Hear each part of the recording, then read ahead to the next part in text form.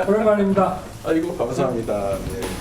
잘 계셨어요? 그럼요. 선거 운동하느라고 아주 고생이 많으셨어요. 네. 나중에 한번 해보세요.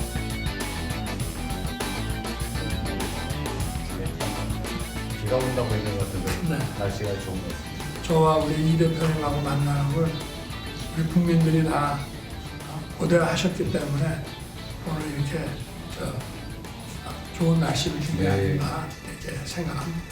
맞습니다. 그리고 오늘 우리 오신 비서실장님하고 또 정책위원장님 또 우리 수석 대변인들 이렇게 뵙게 돼서 반갑습니다.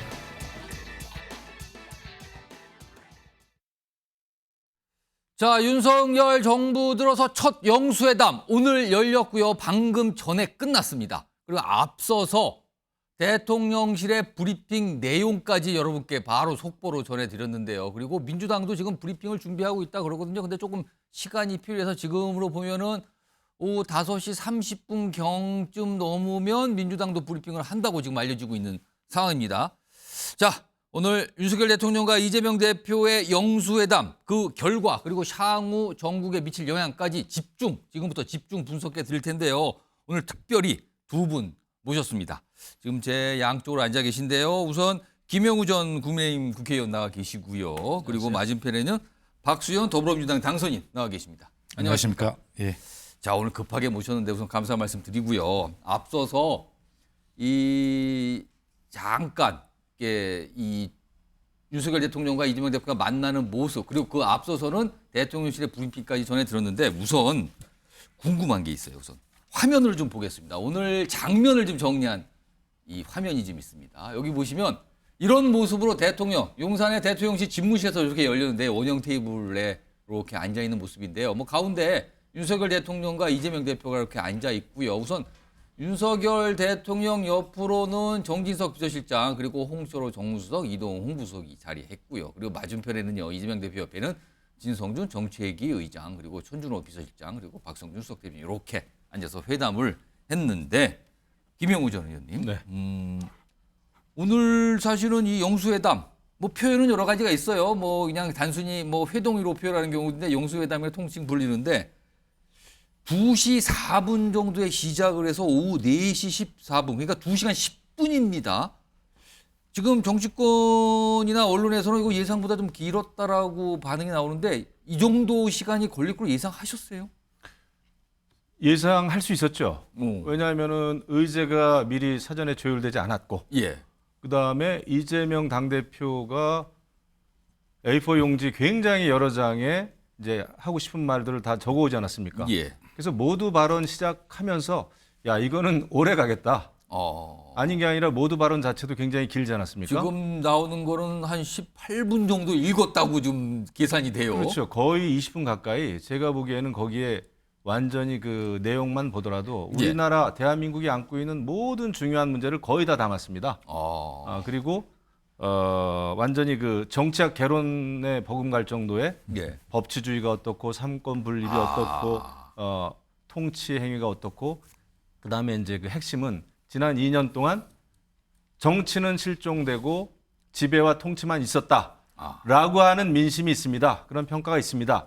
라면서 일단 이재명 대표가 대통령에게 일격을 가했죠. 그러니까 이게 총선 이후에 그러니까 총선이라고 하면은 여야 간의 일대 전쟁 아닙니까? 그러니까 전쟁을 치르고 난 다음에 열리는 영수회담이라는 게 이 정도로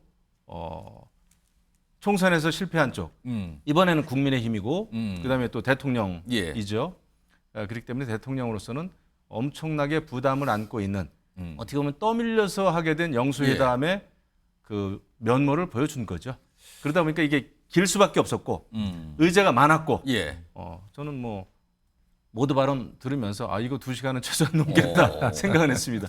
지금 인사를 하고 앉아서 얘기를 하는데 가벼운 대화가 지나자마자 이재명 대표가 딱 종이를 하나 꺼내죠. 두툼한 뭔가 인쇄물이었어요. 그걸 들고 있는 모습까지 오늘 나왔었는데 자 박수현 더불어민주당 당선인 나와 계신데요. 일단 청와대 근무를 좀 해보셨잖아요. 예. 이런 영수회담을 할 때는 통상 배석자는 어떻게 정합니까? 그러니까 그 만남은 이제 성격에 따라서 배석자가 달라지죠. 예. 우선 그 비서실장은 기본으로 양측에서 이제 배석을 해서 정진석 대통령실 비서실장과 이재명 대표의 천준호 비서실장이 예. 참석을 한 것이고, 그다음에 이제 이 문제를 잘 정리를 회담의 내용을 정리를 해서 예. 국민께 보고할 소위 홍보 라인, 대변인 라인이 이제 배석을 하는데, 이 회담의 성격상 이제 수석 대변인과 청와대 이도훈 홍보 수석이 예. 무게 있게 이제 배석을 한 것이죠. 예. 다만 오늘 이제 특징은 천준호 비서실장과 정진석 비서실장 위치가 약간 다르죠. 이재명 대표 바로 옆에는 진성준 정책위의장이 정책위 의장이 앉아 있고, 있었어요. 그다음에 그 옆에 이제 비서실장이 있는데 윤석열 대통령 옆에는 정진석 비서실장이고 그 예. 뒤에 이제 홍철호 그렇습니다. 지금 정무수석이 사진이 다시 있잖아요. 나오는데 그러네요. 옆에 예. 윤석열 대통령 옆에는 정진석 비서실장, 네. 이재명 대표 옆에는 진성준 정책위 의장. 그렇습니다. 그래서 아마 민주당 입장에서는 오늘 그 이재명 대표가 윤석열 대통령께 모두 제가 우선 언뜻 정리를 해봐도 10가지 요구를 한 것입니다. 그래서 10대 요구사항 이렇게 정리되지 않을까 이렇게 보는데, 예. 그런 것들이 주로 이제 정치적 사안도 있지만 대개가 민생의 어떤 정책 과제들이 많이 예. 있기 때문에 아마 민주당에서는 진성준 정책위 의장을 이재명 대표 바로 옆에 그런 배석을 의미가 시킨 것이 아닌가 이렇게 있군요. 해석해 볼 수 있겠습니다. 예. 알겠습니다. 그리고 제가 볼 때 그 배석자 정하는 문제에 있어서 예. 저렇게 그 어떻게 보면 이제 비대칭으로 될 수밖에 없습니다. 이게 여야가 아니면은 똑같은 그 국회직이 있잖아요. 그렇습니다. 당직이 있잖아요. 정책위의장 있으면 야당에도 정책위의장. 카운터파트가 그대로 존재를 그렇죠. 하죠. 하지만은 대통령실, 그러니까 용산의 비서실장하고 야당의 당 대표의 비서실장하고는 같지가 않습니다. 그리고 대부분 대통령 비서실장은 주로 이제 당 대표의 비서실장은 주로 또 초선들이 또 많이 하고 예. 그렇습니다. 근데 뭐 정진석 그 비서실장은 5선을 역임하고 국회의장까지 역임하지 않았습니까? 그러니까 이게 어떻게 보면은 대칭이 될 수가 없다. 그러니까 영수회담이라고 하는 것 자체는요. 예. 이렇게 배석자를 3명씩 배석을 시키면서 하는 영수회담은 제가 볼 때 물론 필요하고 소통을 하고자 하는 양쪽의 노력이 만났고 또 정치 회복을 위해서 예. 굉장히 중요합니다만은 자연스러운 그 형식이 갖춰지기는 굉장히 어렵습니다, 솔직히. 그러니까 대통령과 야당의 당대표가 수시로 전화하고 수시로 밥 먹고 수시로 소통을 해왔으면 모를까. 이렇게 지금 남북 회담하는 거 이상으로 지금 엄청나게 그 언론의 스포트라이트를 그렇습니다. 받아가면서 예. 2시간 만난 거를 온 지금 언론에서 지금 조명하고 있지 않습니까? 예. 이것은 그 정도로 자연스럽진 않다는 거예요. 그래서 소통은 평소에 자주 해야 된다. 알겠습니다. 이런 식으로 하지 말고. 자, 지금 오늘 만남에 어떻게 보면은 외형 그리고 형식적인 얘기를 두 분 정치인과 좀 나눠봤는데요. 그럼요, 내용 문제를 좀 들어가 볼 텐데 사실 이재명 대표가 간단히 인사한 뒤에 준비된 인쇄물을 꺼내서 읽습니다. 무려 18분 정도로 지금 계산이 되거든요. 그 관련된 영상도 좀 준비되어 있습니다. 보시죠.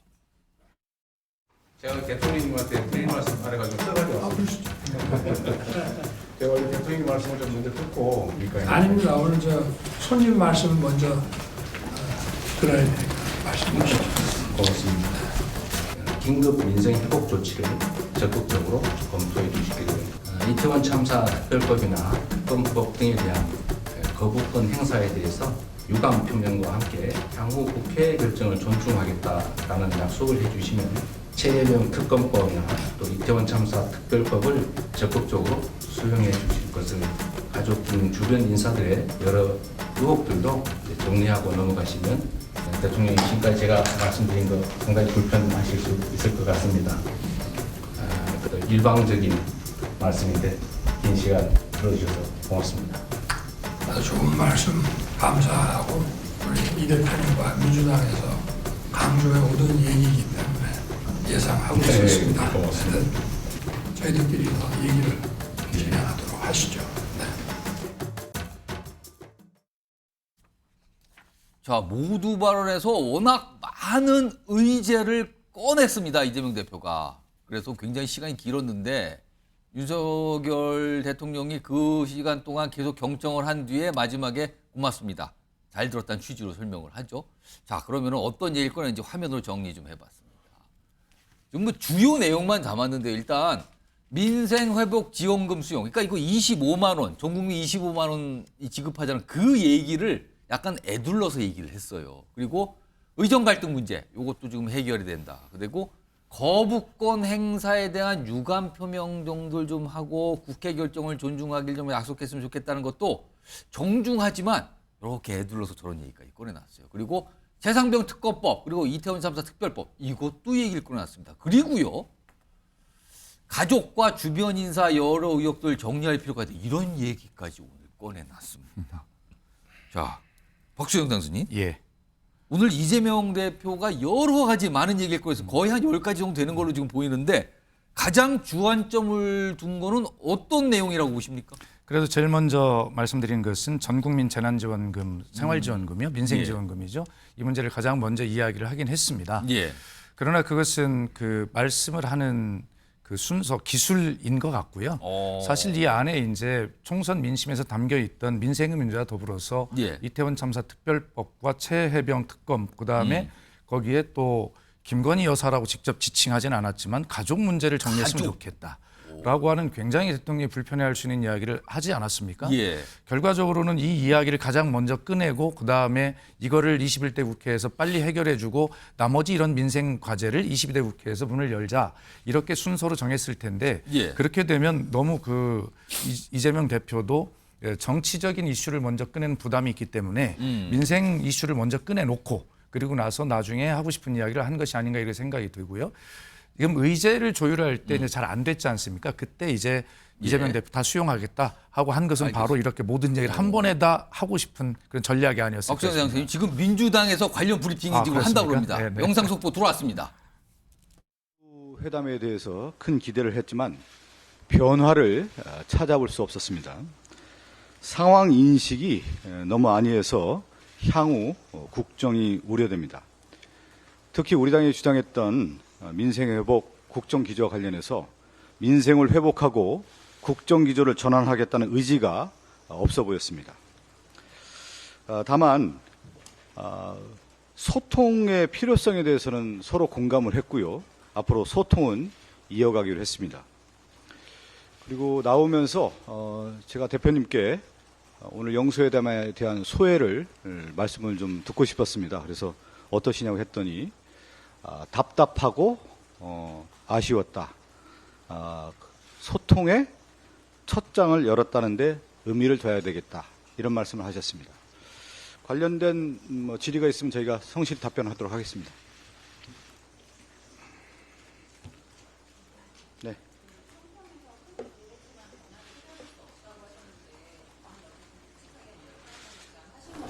네네.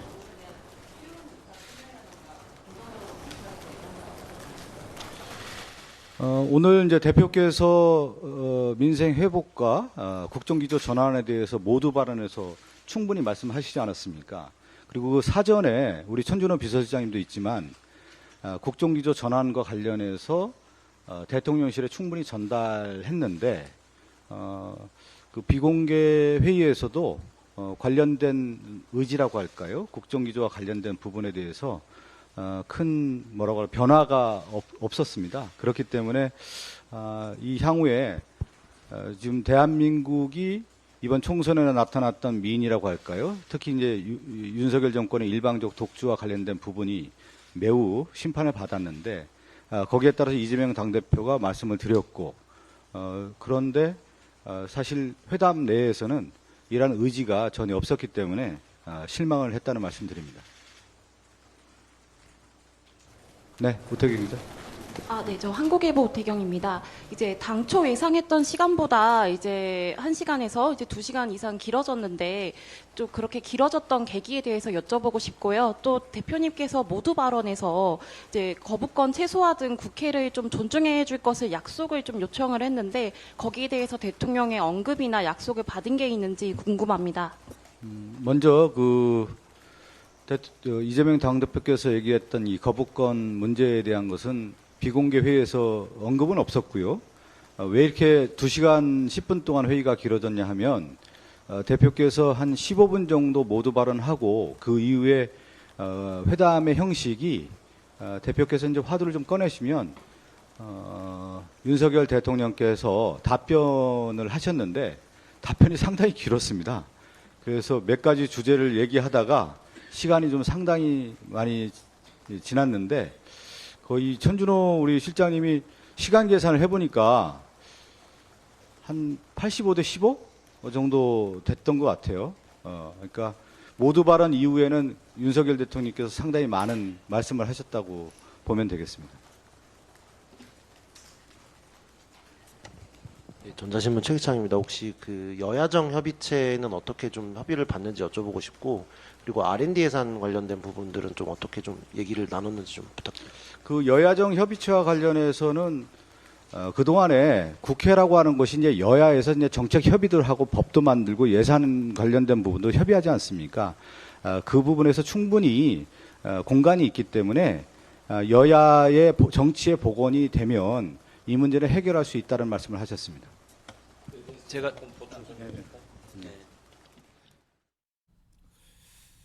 김영우 전 의원.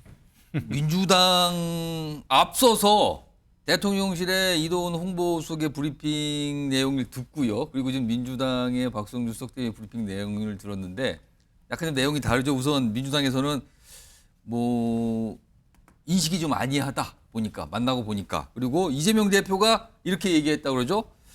답답하고 아쉬웠다. 다만 뭐 소통의 첫장을 열었다는 의미는 있다. 이렇게 반응이 나오는데 이거 어떻게 들으셨습니까? 그거는 미리 저는 정해진 멘트라고 생각을 합니다. 아, 이런 예. 반응은 오늘 영수회담의 가장 중요한 점은 예. 민주당으로서는 이재명 대표로서는 모두 발언이에요. 지금 지난 2년 동안 뭐 국정 스타일이 어떻고 무슨 거기 뭐 삼권 분리 법치주의 얘기하고 거부권에 대한 것도 있고 예. 모든 게 다 나오지 않았습니까? 예. 예, 정치가 실종됐고 지배와 통치만 하셨다. 그런 평가를 지금 받고 계십니다.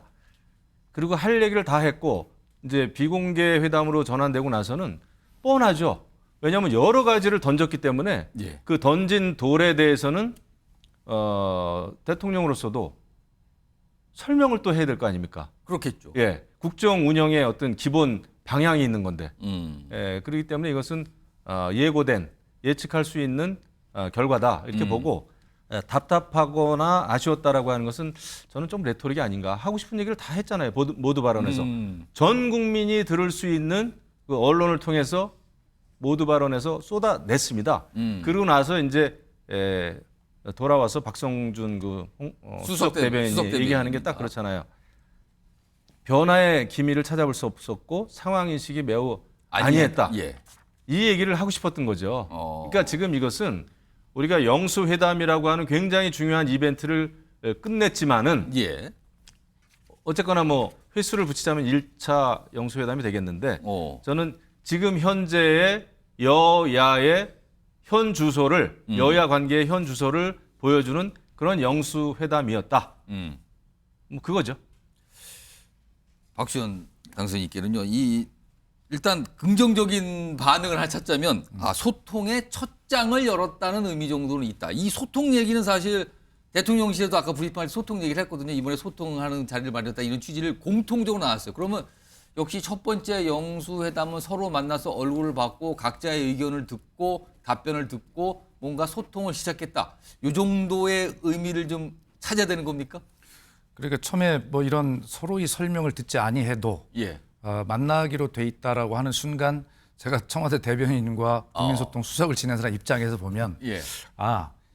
이런 멘트가 나오겠다라고 충분히 예상이 이건 되는 거죠. 충분히 예상된 브리핑 결과가 나온 거예요. 그렇습니다. 그럼요? 예, 뭐 그런 것이고 이재명 대표는 답답하다라고 했는데 우리 김영우 의원님께서 이제 하고 싶은 말씀은 다 하셨지만 답답하다고 한 레토릭이다 이런 말씀하셨는데 사실은 야당 대표가 자기가 하고 싶은 이야기를 속 시원하게 언론 앞에서 국민 앞에 했다고 해서 시원하다고 할 수는 없죠. 다만 국민을 대신해서 민심의 총의를 전달한 것이기 때문에 예. 대통령으로부터 그중에 한두 가지라도 국민께 설명드릴 수 있는 시원한 답이 나와야 되는 답이 나온 게 거의 없어요. 제가 보니까. 그런 측면에서 보면 좀 답답하다라고 말씀을 하실 수밖에 없는 그런 상황이고 예. 앞에 이제 이재명 대표가 다만 앞으로 자주 소통을 이제 하게 될지 어떨지는 모르겠어요. 지금은 예. 서로 덕담 차원에서 앞으로 자주 보자라고 하지만 결과적으로 전국 상황에 따라서 여야정 협의체를 하기로 약속해놓고도 안 되는 거거든요. 이게. 그래서 사실 앞으로 상황에 따라서 안 될 가능성이 많이 있는데 결과적으로는 오늘 이재명 대표가 총선에 나타난 이런 주제들을 10가지를 정리될 수 있는 주제들을 다 던져놓고 이 앞으로 전국을 이것을 가지고 주도해 나가겠다라고 하는 선언을 한 것이나 저는 다름이 없다고 생각하거든요. 이런 측면에서 이제 오늘 대통령실도 이에 대해서 하나하나 이제 대응 전략들을 이제 어떻게 할 것인가를 이제 수립을 하게 될 것이고 오늘 이제 그 회담 결과의 브리핑에 대해서는 지금 말씀하신 대로 예. 서로의 그 정도 입장을 이야기하는 것은 예정된 답변이었다 이렇게 보면 되겠습니다. 오늘 짧게 하나만 예. 좀 말씀드리면은 그 사실은 소통의 내용도 중요합니다만 소통의 그 태도와 자세가 사실 소통의 본질입니다. 지금 사실 근데 이재명 당대표는 굉장히 민심을 전한다는 형태로 해가지고 민심을 전한 듯이 보이지만은 예. 모두 발언을 통해서도 그렇고 너무 일방적이었어요. 아무리 총선에서 이겼다고 하지만은 예. 그 대통령 앞에서 18분 동안 모든 이슈를 제기를 하면서 그 모든 책임을 이제 대통령에게만 전가를 시킨 겁니다. 물론 총선에서 진 대통령의 책임 굉장히 크죠. 예. 굉장히 크죠. 하지만 그렇다고 해도 야당이 이겼습니다마는 여야 협치라고 하는 것은 손바닥이 마주쳐야 소리가 나는 거예요. 예. 그 협치가 여태까지 안 된 거를 대통령에게 온팡 모든 그 책임을 전가하는 모습도 오늘 영수회담은 짧게 생각하면은 이재명 대표. 당 대표가 굉장히 잘한 듯이 보이지만은 예. 저는 잃는 게 많았을 수도 있다. 끝나고 나서 민주당의 지금 그 결과 브리핑이 예. 그 민주당의 모습도 저는 굉장히 어떻게 보면은 고압적이고 오만하게 비치는 거를 제가 느끼거든요. 직감적으로. 그럼에도 불구하고 대통령 용사는 참아야 되겠죠. 그러니까 참으면서 들은 건데 아마 비공개 때는 또 지금 박성주 수석대표의 말로는 윤석열 대통령이 더 많은 얘기를 했다 또 이렇게 설명을 하네요. 뭐 그거는 이제 그게 사실일 겁니다. 하지만 우리가 직접 그것을 보지 않았기 예. 때문에 근데 이런 때는 그래도 야당도 돌아가서 이런 면에서는 그래도 긍정적인 그게 있었다. 예. 그냥 소통을 이어가기로 했다. 그거 한 줄 말고요. 예. 그래도 좀 이렇게 좋은 평가를 조금 더 해주는 것이 여야 협치로 가는 길이 아니겠는가 생각을 하죠. 제가 볼 때는 예. 야당의 그 모습도 아쉽네요. 오늘 사실은 뭐 아까 박성주 수석대표는 한 14부인데 언론에서 이제 출입하는 기자들의 이 계산을 해보니까 한 18분 정도 됐다 그래요. 그리고 마지막에 모든 그 의제에 대한 얘기를 꺼내놓고 이재명 대표가 일방적인 말씀인데 긴 시간 들어주셔서 고맙다라고 본인이 그런 또 설명을 했어요. 그래서 근데 한꺼번에 이렇게 모두 발언하는 거는 인사말 정도고 간단하게 이렇게 하는 정도로 끝나는 게 통상인데 굉장히 긴 시간에 본인 스스로 일방적이라고 표현할 정도의 모두 발언을 길게 얘기한 거 박지원 당선 이거 어떻게 좀 봐야 됩니까? 그러니까 아까도 제가 잠깐 말씀드리다 말았는데 서로 예. 의제 조율을 하다가 두 차례 실패하지 안 않았습니까? 됐습니다, 그게. 그때 이재명 대표가 통 크게 그런 거 다 내려놓고 그냥 일단 만나겠다라고 할 때 이재명 대표는 제가 볼 때 이런 계산을 했을 거라고 봅니다. 이렇게 얘기를 해야겠다라고. 그러니까 의제 조율을 했으면 굉장히 제한적으로 두세 가지나 그 이야기밖에 할 수 없는데 오히려 잘 됐다. 의제 조율이 안 됐으니만큼 무제한으로 하여튼 여러 가지 이야기를 함께 내가 해볼 수 있겠다라는 생각을 제가 대표로도 하겠죠. 그럼 그걸 모두 발언에 다 쏟아내자 이렇게 생각을 했다는 겁니까? 아마 저는 그렇게 했을 거라고 생각하고요. 그다음에 이 문제가 총선에서 승리한 야당 대표이기 때문에가 아니라 720일 동안 만나지 못한 야당 대표이기 때문에 하고 싶은 이야기가 많았을 거예요. 거기다 의제 조율도 쉽게 얘기하면 좀 불리한 이야기들은 안 하려고 했으니까 실패했을 거 아닙니까? 그런 측면에서 보면 18분 동안 길게 말씀하셨다라고 그렇게 말씀하실 수 있겠지만 사실은 721만의 야당 대표, 총선에서 승리한 야당 대표, 예. 민심을 가감없이 전달해야 하는 야당 대표 입장에서는 뭐 그런 정도 할 수 있다. 저는 그렇게 생각하고 뭐 이런 어떤 형식적인 문제들을 가지고 서로 섭섭하다 비판하기 시작하면 두 분께서 덕담을 나누신 소통의 첫 장을 열었다라고 하는 의미를 둔 것마저도 이상하게 되니 그러면 내용 얘기 좀 해볼까요? 아까 그럴까요? 잠깐 오늘 모두 발언에서 이재명 대표가 밝혔던 그 내용 정리된 거 다시 한번 불러올까요? 김용우 전 의원님은 오늘 나왔던 이재명 대표가 제기한 의제라고 할 수 있죠. 여기서 가장 좀 주목을 하신 이 의제가 있다면 어떤 걸까요? 두 가지 정도를 저는 뭐 지금 방금 그 생각하고 싶은데 예. 하나는 이제 워낙 의료 대란, 의대 정원 그 문제는 의정 갈등. 심각한 예. 현안이기 때문에 어쨌거나 이재명 대표도 그 점에 대해서는 협력하겠다라는 그렇습니다. 대국민 메시지를 낸 겁니다. 예. 그래야 설득력이 있겠죠. 음. 하지만은 나머지에 대해서는 본인이 평소에 하고 싶은 얘기를 다 한 거예요. 그러니까 전 국민 민생 회복 지원금 이거 하자.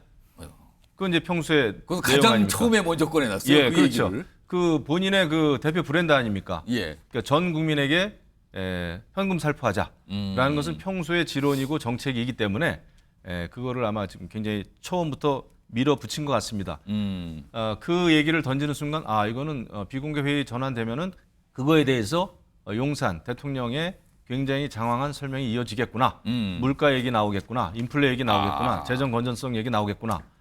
그러다 보니까 정작 비공개 회의 때는 대통령의 발언이 길어진 겁니다. 설명을 하느냐 그렇죠. 길어질 수밖에 그거를 없다. 그냥 전 국민에게 25만 원씩 주는 거 그거 한번 고려해 보겠습니다라고 대통령이 할 것이다라고 기대하는 사람은 아무도 없지 않습니까? 그래서 뻔한 겁니다. 그래서 제가 이렇게 보니까 영수회담이라는 형식입니다만은 이재명 대표는 사실은 당 최고위원회 하는 그 형식대로 한 거예요. 당 최고위원회 뭐 합니까? 다 언론 다 있을 때 읽습니다. 모두 발언하잖아요. 읽습니다. 당 대표 길게. 모두 발언하고 예. 최고위원들 돌아가면서 모두 발언하잖아요. 그다음에 정작 비공개 회의 전환되면은 별로 얘기를 많이 안 하는 게 여든 야든 현재 최고위원 회의거든요. 그 정도 대국민 직접 메시지가 굉장히 중요시되는 이런 정치 상황이기 때문에 이재명 대표는 모두 발언에 모든 초점을 맞추고 거기에 모든 에너지를 쏟았다. 메시지를 쏟았다. 그겁니다. 지금 나온 내용 중에요. 지금 앞서서 이도훈 홍보수석이 브리핑한 내용 중에 좀 귀를 잡는 내용이 여야정 협의체에 관한 논의가 있었다는 거예요. 그래서 윤석열 대통령은 여야정 협의체를 운영하자는 취지의 제안을 했지만 이재명 대표는 그것보다는 일단 국회를 활용하는 게 먼저다. 약간 의견이 달라졌어요. 이건 그렇습니다. 어떻게 좀 봐야 됩니까? 그러니까 이도훈 홍보수석의 브리핑을 보면 우리 앞에 말씀하신 대로 의료개혁의 필요성에 대해서 공감하고 의사정원에 대해서도 공감했다는 예. 내용.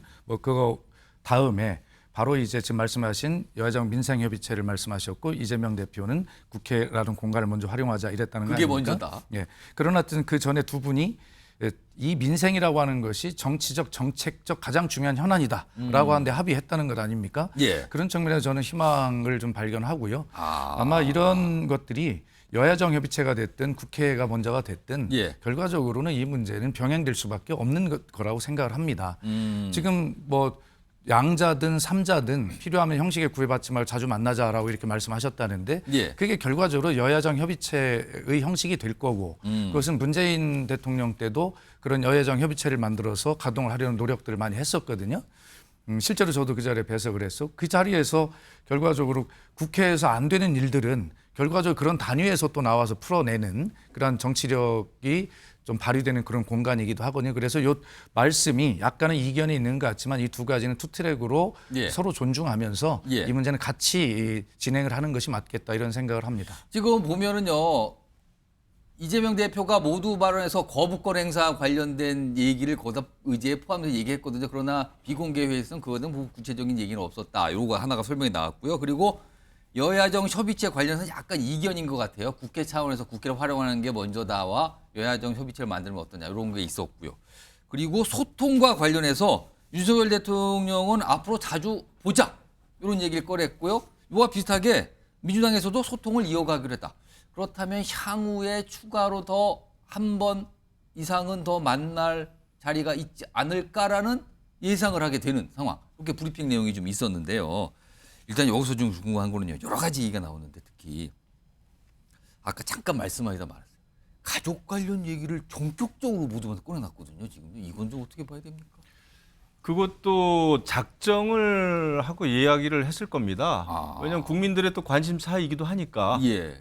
총선 전에도 계속 얘기가 있었고 야권에서는 굉장히 강하게 주장하는 거기 때문에 예. 또 민심을 전한다는 차원에서 이재명 대표가 그것을 빼놓을 리가 없죠. 공격할 수 있는 이 좋은 그 여권에서 그걸 왜 빼겠습니까? 예. 그런데 이제 김건희 여사라고 하는 그 말은 없었지만은 가족의 여러 가지 그 혐의에 대해서 의혹에 대해서 뭐 정리를 해야 하고 된다라는 넘어갔으면 취지예요. 좋겠다 이랬는데 하고 싶은 얘기를 한 거죠. 그래서 오늘 당장은 아마 윤석열 대통령께서 영수회담 한 거를 후회할지도 모릅니다. 솔직히 말하면. 그렇게 보시면 오늘 당장은 그럴 수 있어요. 왜냐하면 예. 굉장히 불편하지 않았습니까? 모두 발언에서도 일방적으로 공격을 당했잖아요. 그러니까 사실은. 그거를 18분 동안 읽는 동안 예. 윤석열 대통령은 계속 듣고 있었던 그렇죠. 거거든요. 한마디도 할 수가 없고 그것을 끊고 들어갈 수도 없는 상황이었단 말이에요.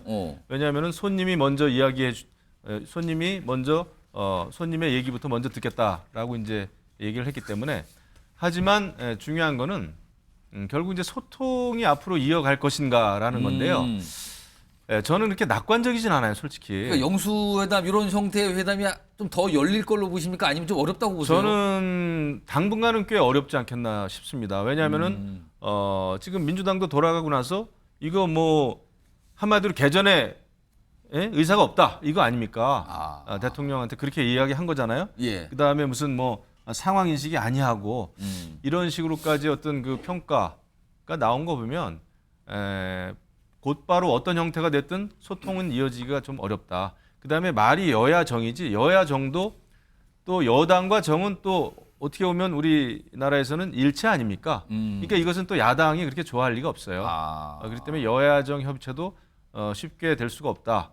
물론 무슨 특별한 사안에 대해서는 할 수가 있겠죠. 의료 대란이라든지 예. 또 그런 거에 대해서는 여야정이 있을 수 있겠지만은 전반적인 그 소통 채널이나 소통 형태로 여야정 협치는 저는 굉장히 불가능할 거다. 어쨌거나 오늘은 굉장히 기분이 안 좋았을 겁니다. 윤석열 대통령께서. 안 좋았을 거예요. 하지만은 소통이 어떤 것인가라는 것을 생각할 때는 이제 야당하고의 어떤 채널은 계속 필요하죠. 근데 이렇게 오늘처럼 불편한 형식의 이런 불편한 형태의 영수회담 저는 실익이 없다고 봐요. 그런 의미에서 더더군다나 이제 제가 많이 우려하는 것은 여야 관계, 그러니까 국회에서 여야 관계가 여러 가지 협상 테이블이 필요하고 그것이 우선되는 게 굉장히 중요하지 않겠나. 그렇게 저는 생각합니다. 박수영 장생 오늘 이 영수회담이 끝났어요. 예. 그리고 여러 가지 평가가 나올 거예요. 그리고 반응도 나왔는데 향후에 대통령과 야당의 관계, 여당과 야당의 관계에 미칠 영향은 어떻게 좀 전망을 해야 될까요? 저는 뭐 별로 큰 영향은 없을 거다 생각을 하고요. 오늘 그 이재명 대표가 작심하고 이야기한 10대 의제 이거에 대한 대통령의 발언 내용을 보면 거의 응답한 것이 없거든요. 그렇기 때문에 박성준 수석 대변인이 어떤 국정 기조 전환의 기미가 의지가 없다 이렇게 이제 평가를 한 것인데 사실 지난번에 이제 작년 10월입니까? 그 강서구청장 재보궐선거 이후에 대통령은 국민의 말씀은 늘 옳다 이렇게 말씀하시면서 변화의 어떤 의지를 보였지만 결과적으로 이번 총선에서 더 큰 회초리를 맞은 것을 보면 변하지 않았다는 이야기고 또 그 총선이 결과로 만나게 된 이것에 대해서 국민의 목소리에 대해서 응답하지 않으신 것을 보면 앞으로도 그렇게 크게 변할 것 같지는 않아요. 그렇기 때문에 저도 김영우 의원님처럼 앞으로의 여야 영수회담이라고 하는 이것이 뭐 크게 그렇게 뭐 더 열릴 것 같지 않은 그런 사항으로 보고 다만 대통령실 입장에서는 어떤 그 기자회견이나 그 전에 이제 중단했던 도어 스태핑이나 이런 어떤 새로운 소통의 방법을 강화하면서 총선에서 나타난 민심에 응답하려고 하는 그러한 어떤 노력을 하는 것이 훨씬 더 유리하겠다라고 하는 생각을 하게 될 것 같습니다.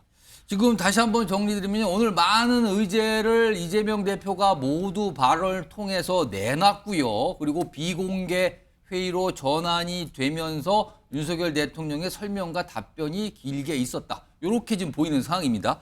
일단 간단히 정리하면 연금개혁 또는 연금개혁과 의대 정원 증원 문제에 대해서는 뭐 윤석열 대통령과 이재명 대표가 의견 접근이 꽤 있는 걸로 보여요. 공감하겠다, 협조하겠다 이런 얘기가 나왔거든요. 근데 반면에 여야정 협의체를 구성하는 부분에 대해서는 약간 의견 차이가 보였고요. 그리고 이재명 대표가 뭐 제일 관심을 두고 있는 거죠. 전국민 25만 원 지원금. 오늘은 표현이 달랐어요. 이 부분에 대해서는 이재명 대표는 필요성을 언급했고 윤석열 대통령은 지금 물가나 재정 등 여러 거를 상황하면 어려운 분을 더 도와야 한다. 그러니까 사실상 선별적 지원이다. 이렇게 아마 설명을 한 걸로 지금 보입니다. 오늘 브리핑 내용을 보면요. 이런 얘기들이 오갔고 그리고 어떤 결과에 대한 브리핑이 있었습니다. 그리고 짧게 하나만 그래도 예. 희망을 좀 보자면 희망이요. 예. 지금 민주당 입장에서는 21대 국회에서 반드시 이태원 참사 특별법과 최혜병 특검법 이거를 반드시 좀 처리해야 된다는 주장이거든요. 그런 어떤 전제 조건으로 22대 국회 대화 타협의 문을 열어보자 이런 기류가 있는데 오늘 대통령께서 답변하시기를 이태원 참사 특별법에 대해서는 지금 국회에 제출된 법안 중에 내용 중에 민간조사위원회 영장 청구권 이것만 좀 해소를 하면 무조건 반대하지 않겠다라고 하는 전향적인 입장이 처음 나와 있거든요. 특정 내용에 대해서 약간 문제 제기하지만 그것만 해소가 된다면 그렇습니다. 이렇게 됐군요. 그래서 그 부분을 좀 어떻게 해석하고 어떻게 앞으로 진행이 될 것인가에 따라서 22대 국회의 문이 어떻게 서로 신뢰의 관계를 열릴 것인가 하여튼 이 부분을 지켜볼 부분이라고 생각합니다. 그렇습니다. 지금 좋은 말씀인데 사실 예. 민주당도 그 지금 이제 뭐 대통령의 국정 기조라든지 여러 가지 뭐 상황인식이 아니하다라고만 얘기할 게 아니라 사실 민주당 이재명 대표도 또 이재명 대표가 이끄는 민주당의 당 지도부도 좀 바꿀 건 바꿔야 됩니다. 이렇게 일방적으로 대통령한테 이렇게 바꾸시오, 저렇게 바꾸시오, 이렇게 정말 정치학 개론의 어떤 특강만 할 게 아니라 민주당도 총선엔 이겼지만은 예. 지금 민주당이 뭐 저야 뭐 이제 개인적으로 제가 낙선자의 입장에서 민주당의 여러 가지 면에 대해서 제가 평가하고 비판하는 게 편치는 않지만 예. 그래도 하나 좀 짚자면 민주당의 이재명 대표도 조금 바뀌어야 되지 않느냐. 왜냐하면 지금 워낙 민주당도 이재명 당대표의 어떤 뭐라 그럴까요? 거의 그 모든 걸 장악했잖아요. 장악력. 예, 모든 걸 장악했잖아요. 예. 이런 상황에서 대통령을 만나서 또 일방적으로 얘기만 쏟아내기보다는 예. 그래도 앞으로 협치와 소통을 위해서 이러이러한 노력을 하겠다라고 하는 그 사후 평가까지 나와주면은 얼마나 좋겠습니까? 예. 근데 그런 게 전혀 안 보인다는 점에서는 굉장히 좀 비관적이고 저는 민주당도 바뀔 건 바뀌어야 된다. 일방적인 그 대통령에 대해서만 이야기하지 마시고.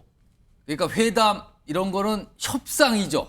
서로 그럼요. 뭔가 양보하고 주고받고 하는 거 그런 게 있어야 되는 거 아니냐 이런 지적인데 요 얘기 좀 한번 볼까요? 오늘 사실은 영수회담이 열리기 전에 배석자들이 다 알려졌거든요. 근데 배석자가 있는 상태의 회담과 그 별도로 독대 회담 1대1이죠. 이게 있지 않을까라는 전망도 있었는데 박주영 당수인 예. 지금 알려진 건 없었던 것 같아요. 독대는요. 그래서 저는 뭐 그런 독대는 불가능하다고 봤습니다. 불가능하다. 그렇습니다. 어차피 서로 할 이야기가 어느 정도 다 예측이 되는 상황에서 예. 독대라고 하는 것은 두 분이 정말 결단하고 그래서 정말 그 탑다운 방식으로 뭔가 성과를 하나 반드시 낼 부분이 있어요. 마지막 예. 단계에서 딱 예, 결과를 그렇습니다. 낼 때. 해야 되는데 의제 조율도 안 된 회담에서 독대를 해가지고 오히려 예. 어떤 결과물이 전혀 나지 않고 그랬을 땐 서로 독대에 대한 부담이 있는 것이고 서로 입장만 불편해지는 것이죠. 그렇기 때문에 독대라는 것은 저는 뭐 가능하지 않았다고 봤습니다. 전혀 불가능하죠. 왜냐하면 독대라는 거는요. 예. 신뢰관계가 상당히 있는 상황에서도 말이 서로 다릅니다. 그런데 대통령과 제1야당 당대표가 독대를 했다고 해보세요. 아무런 배석자 없이. 그러면은 양쪽의 말이 나중에 달라질 경우에 만나고 나서의 그 말들. 그 팩트를 확인할 길이 없는 거예요. 그러네요. 그리고 그건 너무 위험하고 신뢰관계가 아직은 없고. 지금 3명씩 배석을 했지만 예. 앞으로 두고 보십시오. 며칠 이내에 여러 사안에 대해서 서로 다른 이야기가 나올 가능성이 굉장히 큽니다. 또 추가적인 설명 속에서 다른 그럼요. 설명과 해석이 나온다. 그럼요. 배석자가 있어도 목격자가 있어도 다르기 때문에 그래서 아직 독대하기에는 뭐 저는 앞으로도 어렵다고 봐요. 그러면 오늘 이 영수회담의 형식과 내용에 대한 설명들을 많이 해주셨거든요. 제가 한 20여 초씩 듣는데 오늘 영수회담을 100점 만점에 점수를 주시면 몇 점 정도 주실지 우선 박수현 당선인. 저는 한 40점 정도 주겠습니다. 의미는 뭡니까 40점이면? 왜 그러냐면 어쨌든 50점 정도는 줘야 저는 맞다고 보는데 예. 그러나 답변이 좀 부족했어요. 대통령의 답변이. 그래서 그런 어떤 국정 기조 전환의 의지가 좀 부족했기 때문에 50점 정도에서 좀 부족한 그런 점수를 드렸는데 그래서 모르겠습니다. 예정된 것인데 아까 말씀드렸듯이 대통령께서 다른 기자회견이나 이런 것들을 통해서 오늘 이재명 대표가 이야기한 민심을 대신해서 한 이야기에 대한 답변이 좀 충분하게 있기를 바랍니다. 예. 자, 김영우 전 의원께서는 몇 점 정도 주실 수 있을까요? 뭐 점수는 거의 불가능하고요. 어. 그래도 윤석열 대통령이 오늘 애쓰셨다.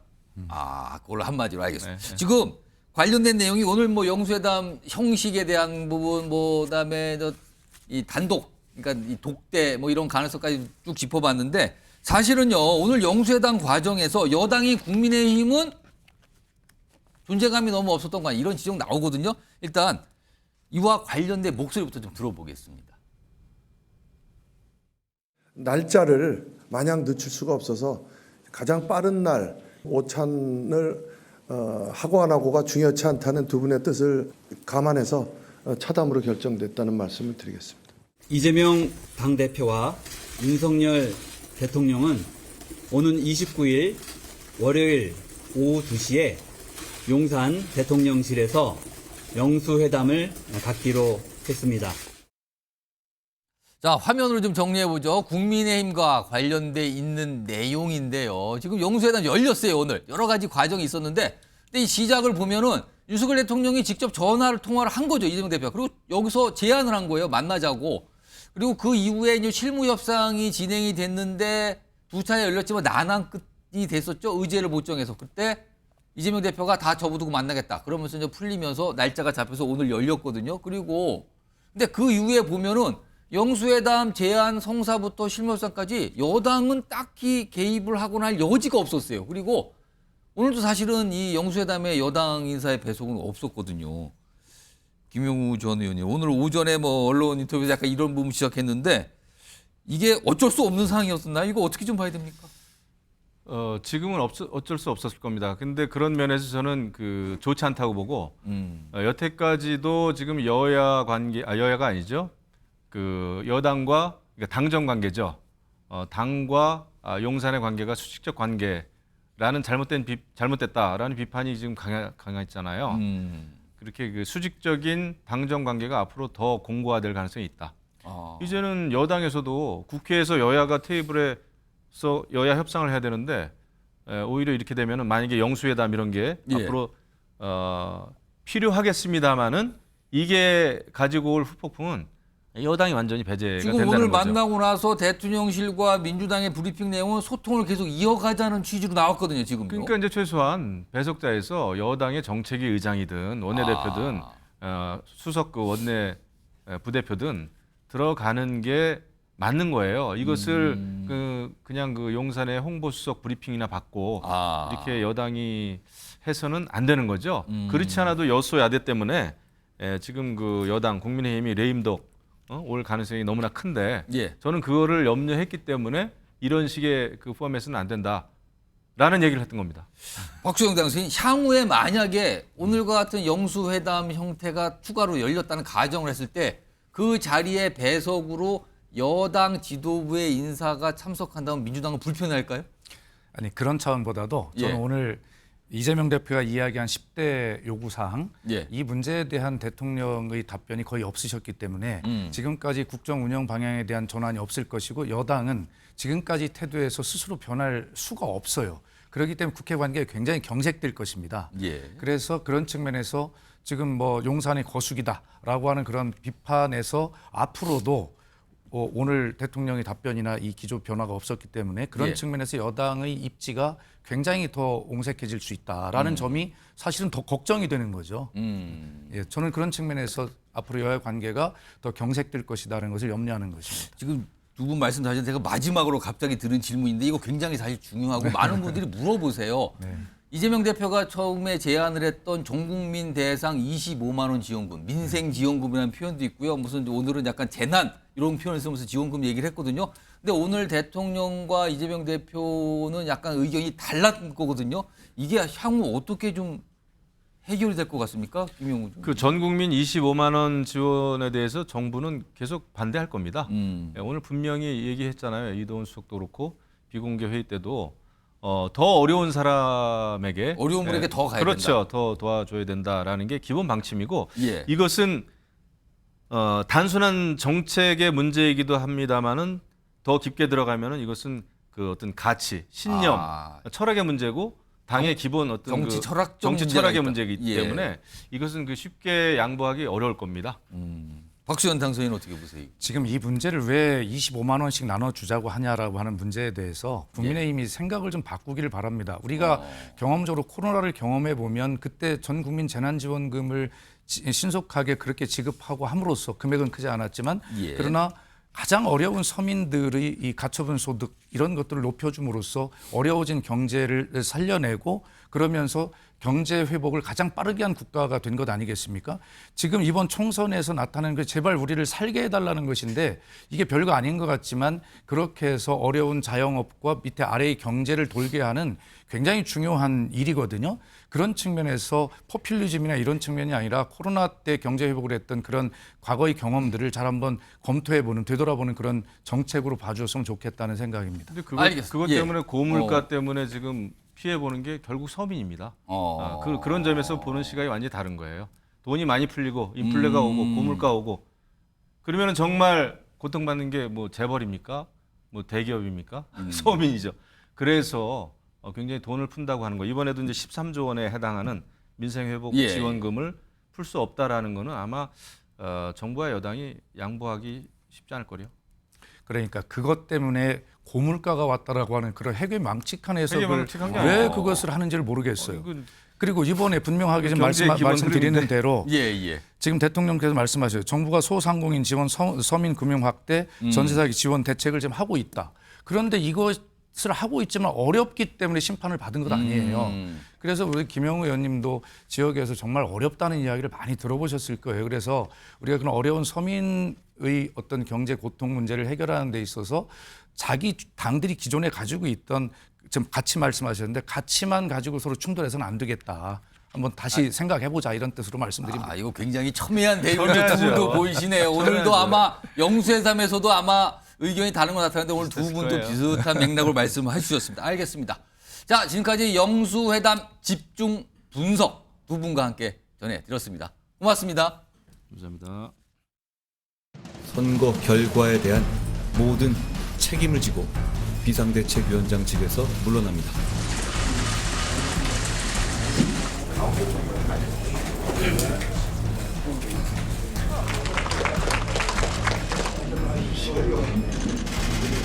당의 수습 방안에 대해서 총회를 한 번으로 할 수 있는 것이 아니고 필요하다면 또 하고 부족하다면 또 하고 본질적인 문제점을 고치는 데 원해 주었습니다.